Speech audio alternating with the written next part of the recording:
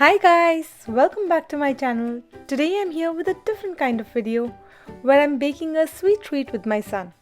So this is not the regular recipe video you see on this channel. Actually, it's not a recipe video at all because you really don't need a recipe for what I'm sharing with you today. This was just a fun project with the little one who also wanted to make a YouTube video with me. And so here we are making chocolate chip cookie and ice cream sandwiches. As you'll see, these are super simple to make, lots of fun to assemble together, and needless to say, really delicious. So if you have a little one, try making it with them before the really cold weather sets in. Though honestly, there is no wrong time for chocolate chip cookies and ice cream sandwiches, is there?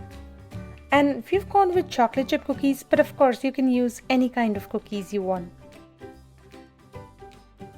Once the cookies are ready, it's best to let them cool to room temperature before we use them, and then all there is to do is assemble the chip wedges.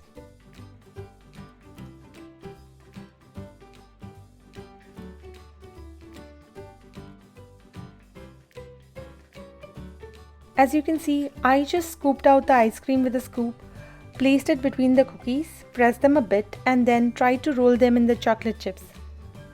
But I have to say, after making a few of them, I realized that it was better to not use the ice cream straight out of the freezer and let it sit at room temperature for a little bit before scooping it out on the cookies.